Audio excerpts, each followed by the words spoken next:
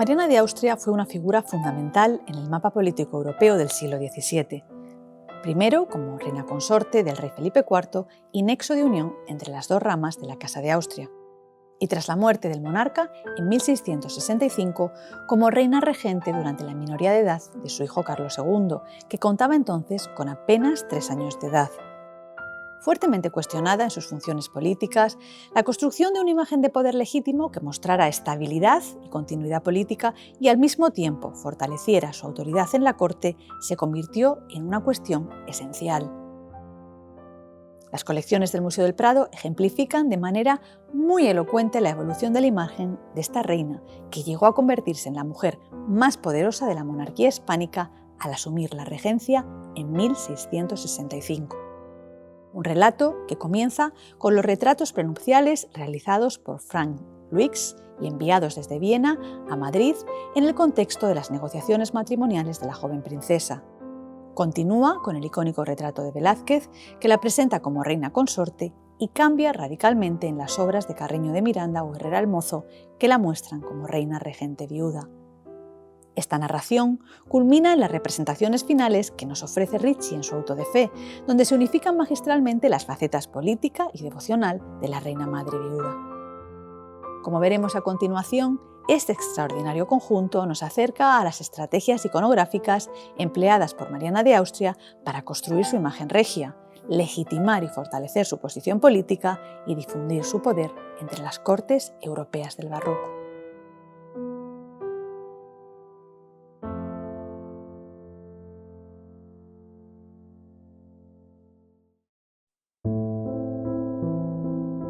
Desde su nacimiento, la archiduquesa Mariana de Austria jugó un papel fundamental en la política matrimonial de los Habsburgo como hija mayor del emperador Fernando III y la emperatriz María de Austria, quien fue la hermana menor de Felipe IV. Preparada desde niña para reinar, fue educada a la par de sus hermanos, con quienes compartía tutores y maestros, y por supuesto creció en una de las cortes más sofisticadas de Europa. Fue la muerte de su madre, la emperatriz, lo que la propulsó a la política dinástica a la corta edad de 11 años. Fue una pérdida tremenda para el emperador, su esposo, y para el rey, su hermano.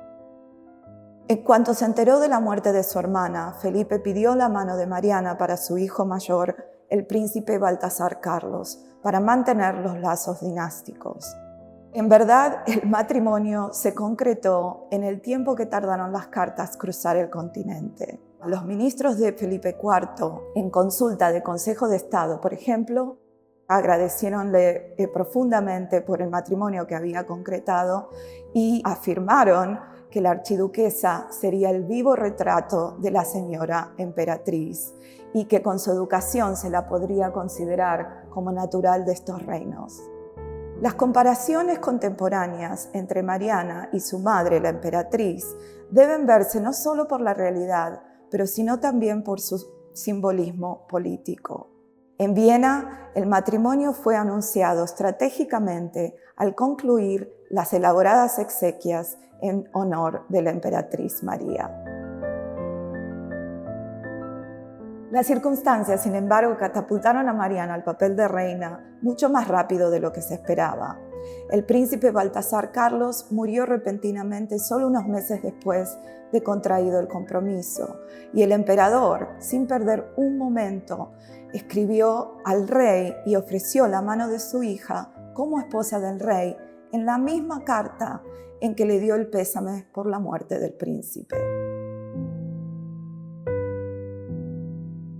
Surgieron, sin embargo, dudas en este momento, ya que la edad de la archiduquesa era muy temprana, tenía 11 años, y como esposa de rey, más que de príncipe, debería asumir sus responsabilidades dinásticas y dar un heredero a la corona. El Museo del Prado conserva 2 retratos de Franz Luix, enviados desde la corte austriaca a Madrid en el contexto de estas negociaciones matrimoniales. Luix era un pintor flamenco asociado con el taller de Rubens y fue nombrado pintor de corte por el emperador Fernando III en 1638. Sus trabajos más importantes fueron los retratos de la familia real. En el primer retrato vemos a Mariana vestida de luto en un entorno muy austero, mucho más que en el segundo, aludiendo a la muerte de su madre, que hace hincapié al hecho de que ella la reemplazó en los lazos dinásticos. En los dos retratos, y particularmente en el segundo, Mariana es representada como una mujer hecha y derecha y no como una niña de 11 años. Parece lógico pensar que los retratos responden a las inquietudes de la corte española, ya que sabemos que el cuerpo de Mariana estuvo bajo profunda tensión, por supuesto que siempre decorosamente y discretamente, con muchos informes que llegaban a Madrid desde Viena sobre su desarrollo físico. A pesar de la juventud de la novia, Mariana era una pieza dinástica extremadamente importante para la dinastía y el matrimonio siguió adelante.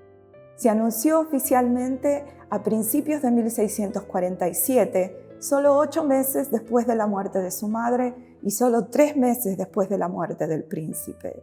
También se hizo aún antes que llegara la dispensa del Papa Inocencio X. Mariana, sin embargo, no salió de la corte de su padre hasta 2 años más tarde, a finales de 1648, un acontecimiento que fue celebrado efusivamente en la corte española, que la recibió magníficamente 1 año más tarde, en noviembre de 1649. Conocemos muy bien el contexto político en el que se produjeron esos acontecimientos, un contexto completamente crítico. Había una gran crisis demográfica y sanitaria avivada por la epidemia de peste que asoló Andalucía en ese año de 1649. También había una gran crisis territorial, con guerras en Cataluña y en Portugal que acabó independizándose, y las crisis económicas y de subsistencia se sucedieron año tras año.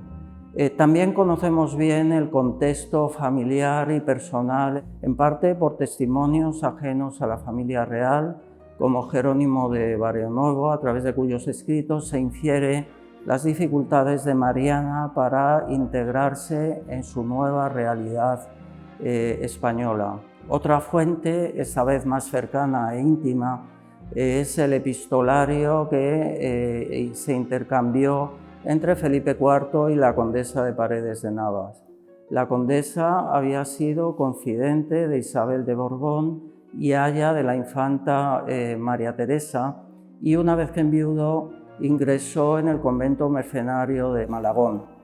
Allí siguió manteniendo relación con Felipe IV a través de una serie de cartas. Cartas por las que sabemos, por ejemplo, la extrema juventud de Mariana, tanto que tardó bastante tiempo antes de que el matrimonio se consumara.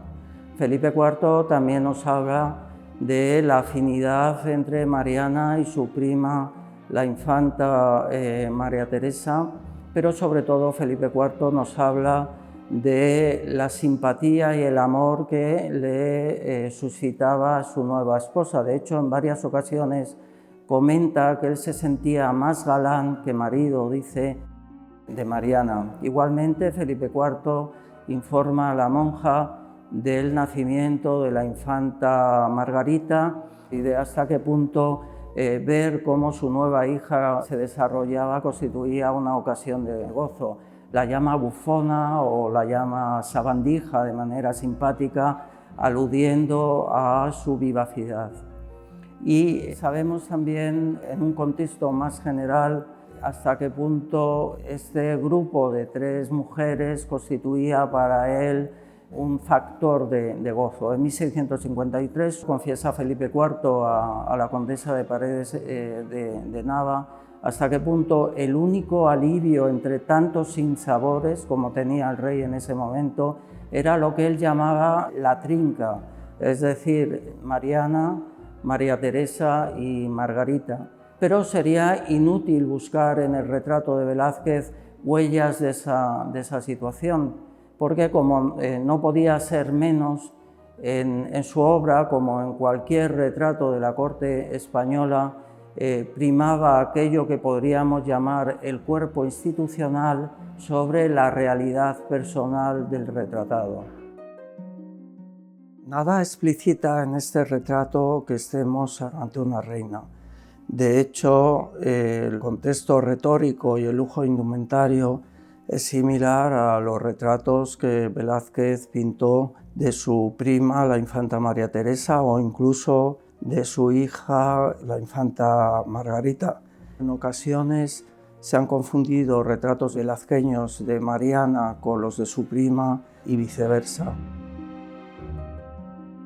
Este tipo de retratos enlazan con una tradición de retrato femenino, cortesano y de pie, que en el caso español se fraguó en la corte de Felipe II y que en raras ocasiones explicita el estatus concreto del modelo. Más bien lo que se tiende es a subrayar las relaciones de subordinación y dependencia respecto del rey. En realidad, las únicas ocasiones en las que era posible entender que esta retratada era una reina ocurrían cuando la obra se emparejaba con un retrato del rey. Así ocurría, por ejemplo, en el Escorial, en la Galería del Mediodía, en la que este cuadro tenía como pareja a Felipe IV armado y con un león a sus pies.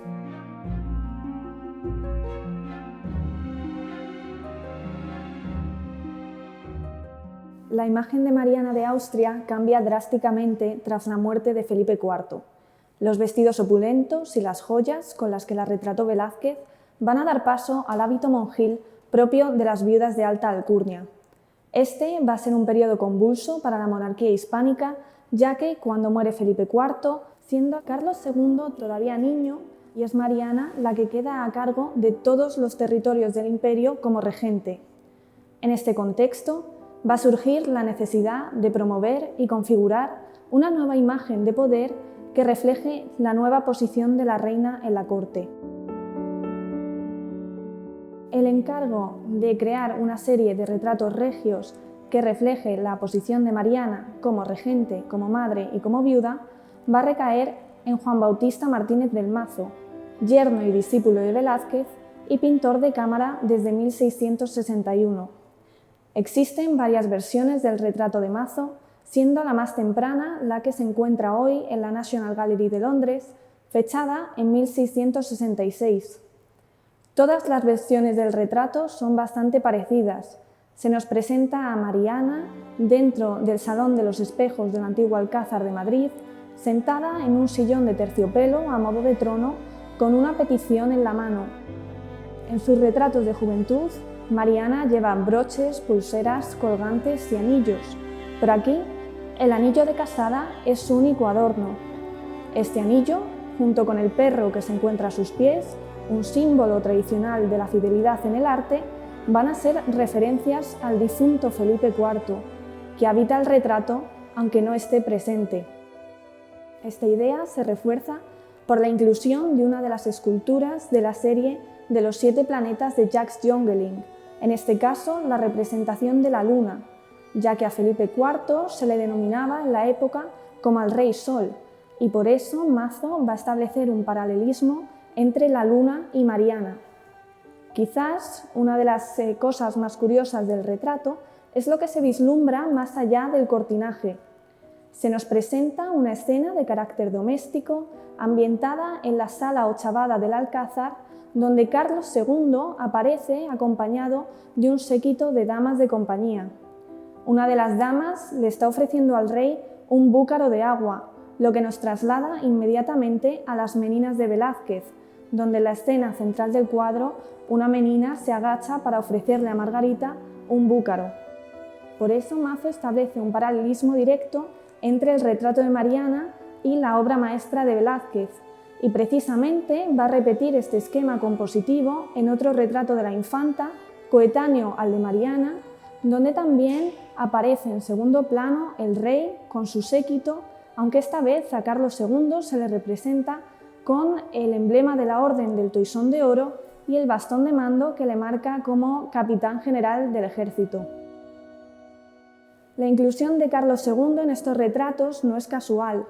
Como vemos, en los primeros momentos de la regencia, la imagen de Mariana se configura en torno a los hombres de su vida, destacando por un lado su papel como jefa de Estado, pero por otro su condición de esposa y madre.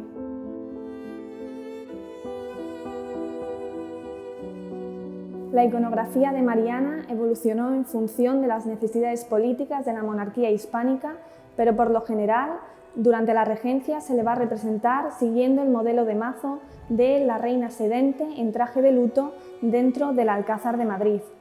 Tras la muerte de Mazo, recoge el testigo Sebastián de Herrera Barnuevo, discípulo de Alonso Cano y pintor de cámara de Carlos II desde 1667.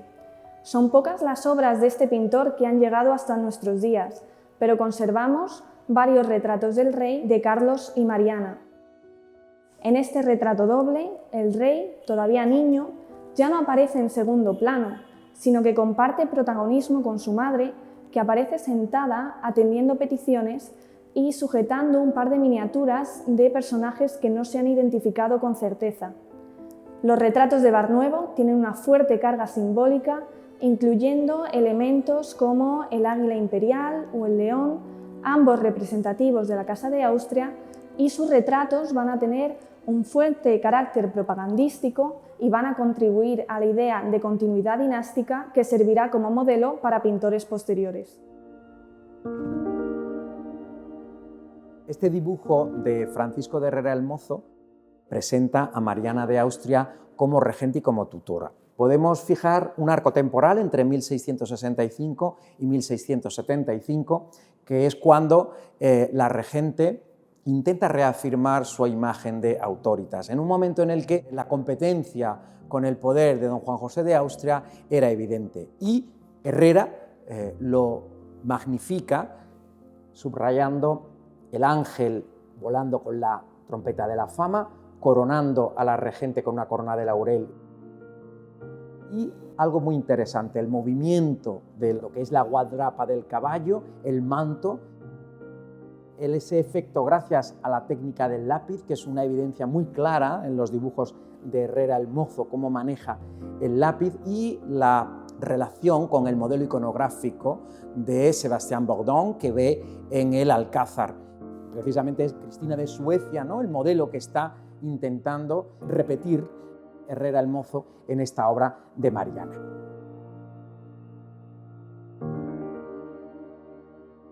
Pero hay otro elemento también muy significativo, que es el parangonar la imagen de majestad con la que ofrece Rubens en el retrato ecuestre de María de Médicis al regresar de la batalla de Juliers, con ese efecto también de autoritas que refleja Rubens en su obra. El caballo está invertido, esto lo supo ver muy bien Laura Oliván, y Herrera lo que quiere es producir esa relación iconográfica.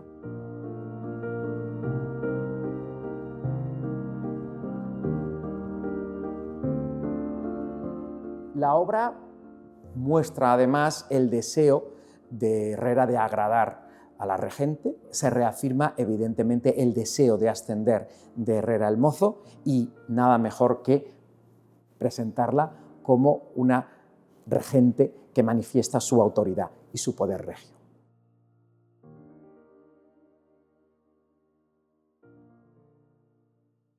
En 1671, tras la muerte de Herrera Barnuevo, Mariana de Austria tiene que decidir por segunda vez quién va a ser su nuevo pintor de cámara, el encargado de forjar su imagen como la nueva gobernante temporal de la monarquía española. Y en esta ocasión elige a Juan Carreño de Miranda, un asturiano activo en Madrid, reconocido sobre todo por su pintura religiosa y también por sus grandes decoraciones murales al fresco. Partiendo del retrato de corte español y basándose en lo ya realizado por sus antecesores Velázquez, Mazo y Herrera Barnuevo, tiene que crear dos modelos distintos para dos etapas distintas de la vida de la reina. Uno como regente y otro como reina, madre una vez alcanzada la mayoría de edad de su hijo. Estos modelos quizás resultan más eficaces que los de sus dos inmediatos predecesores porque como artista Juan Carreño de Miranda es más completo y tiene más personalidad.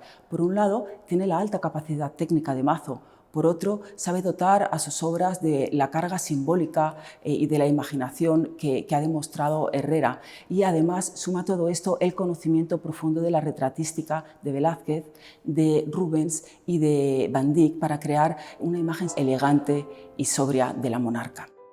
Para el retrato sedente de la reina como regente, Juan Carreño de Miranda crea una fórmula propagandística muy eficaz para justificar su supremacía política de cara a la corte y al resto de potencias europeas. Todos los elementos de esta composición recuerdan su pertenencia a la dinastía de los Austrias, que es la viuda de Felipe IV y también la madre del futuro rey.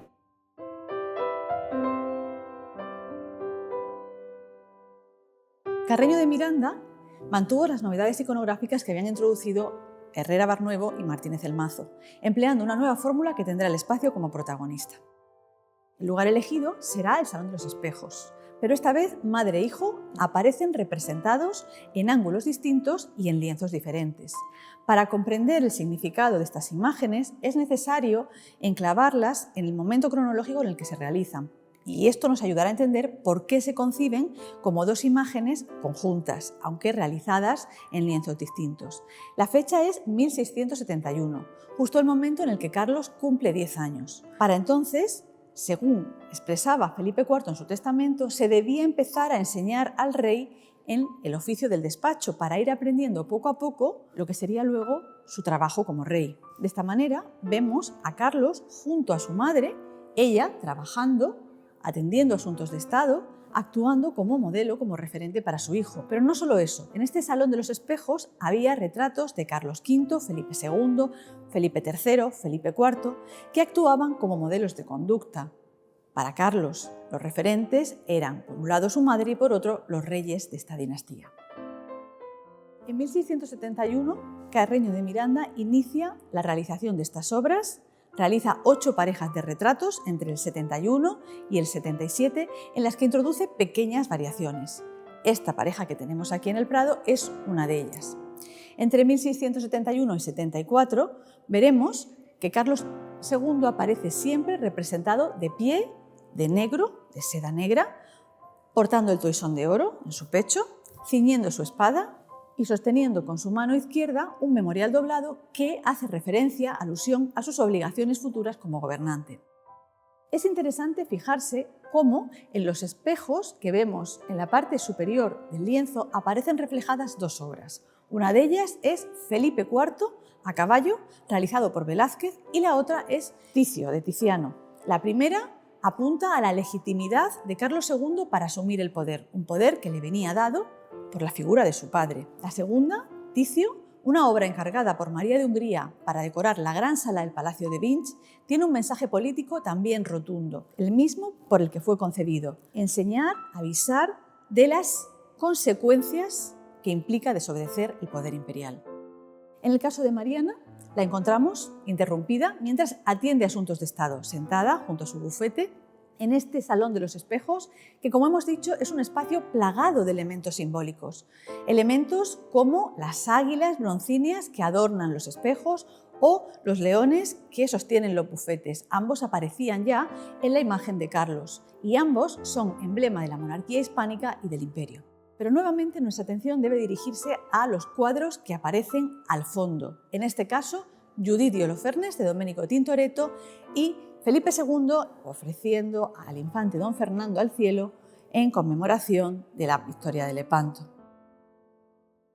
Judith, viuda piadosa, mujer resolutiva, capaz de arriesgar su propia vida para defender a su pueblo, es la personificación de Mariana, de su valentía, de su fortaleza, de su lucha contra sus enemigos, tanto internamente en España con la figura de Juan José de Austria, el hijo ilegítimo de Felipe IV, como en una esfera más internacional con la figura del rey Luis XIV. Por otra parte, el lienzo de Felipe II ofreciendo a los cielos el infante don Fernando es una muestra de ese poder legítimo que tiene Mariana, un poder que le viene dado por la figura de Carlos, estableciendo ese símil entre Felipe II y su hijo, el infante don Fernando, y Mariana y su propio hijo heredero, el que de alguna manera la está legitimando para actuar como gobernadora en su nombre. En 1675, Carlos cumple la mayoría de edad, pero Mariana seguirá manteniendo el poder hasta 1677. Durante ese periodo, Carreño de Miranda va a introducir novedades iconográficas. Carlos seguirá representado de pie en el Salón de los Espejos, pero Mariana, en ocasiones sentada y en otras de pie, abandonará esa sala.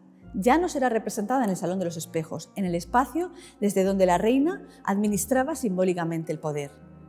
El motivo es claro: la reina ha dejado de ser la tutora del rey y la gobernadora de España. Ahora es la reina madre viuda. Y así la veremos en importantes representaciones pictóricas, como la que realiza Carreño y se conserva en la colección Harrats, donde la vemos siguiendo el mismo esquema tipológico que creara Velázquez en 1652 para mostrarnos a Mariana de Austria como reina consorte.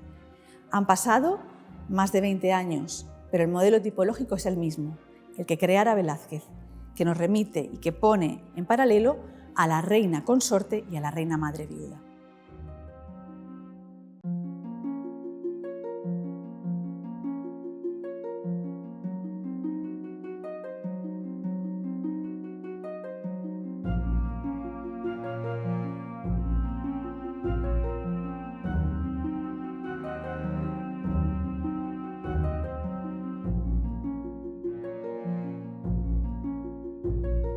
Después de unos acuerdos en enero de 1677, hace el traspaso de poderes. Mariana de Austria se exilia en Toledo, en el Alcázar, y a pesar de ello, desde allí va a seguir ejerciendo una labor política, esta vez centrada en las capitulaciones matrimoniales de su hijo. 2 años después, a la muerte de Juan José de Austria, la reina puede volver a la corte y, de hecho, uno de los primeros actos que preside junto a su hijo es este auto de fe celebrado en Madrid en junio de 1680, apenas hacía unos meses que había vuelto. En la escena vemos claramente a Carlos II, a su reciente esposa María Luisa de Orleans y a la reina en su papel de reina, madre y viuda, ejerciendo esa labor al lado de su hijo. Pero esta no es la única faceta que destaca Ricci, porque ella sostiene en la mano izquierda un pequeño libro de devoción, realzando la labor de la pietas de las mujeres de la Casa de Austria. El libro de oración es un elemento simbólico que aparece ya con Isabel I de Castilla, Isabel la Católica, y que van a mantener todas las mujeres de la Casa de Habsburgo que ejercieron esa labor política, pero reforzando también su papel en defensa de la pietas austríaca. En cuanto al escenario, muestra la versatilidad de la Plaza Mayor de Madrid como elemento urbanístico apto para el desarrollo de esas grandes ceremonias de la sociedad del antiguo régimen. El encargado de hacer todo el decorado fue el arquitecto José del Olmo, que dispuso toldos, gradas, tribunas, y podemos ver con toda minuciosidad los estamentos que conformaban esa sociedad. En las tribunas vemos lo que eran los miembros de la corte, el alto clero, y en el centro de la composición también podemos distinguir claramente a los acusados, los reos condenados a muerte. Incluso podemos intuir el barullo, el ruido, el rumor que se estaba produciendo previo al inicio de la ceremonia. Respecto a los retratos de Mariana de Austria, podríamos decir que Francisco Ricci da un poco el tipo, porque los retratos finales, desarrollados luego por Claudio Coello, van a mantener siempre esta doble imagen de reina viuda, madre, pero al mismo tiempo ejerciendo esa labor política en el bufete con los documentos memoriales, esa pietas austríaca.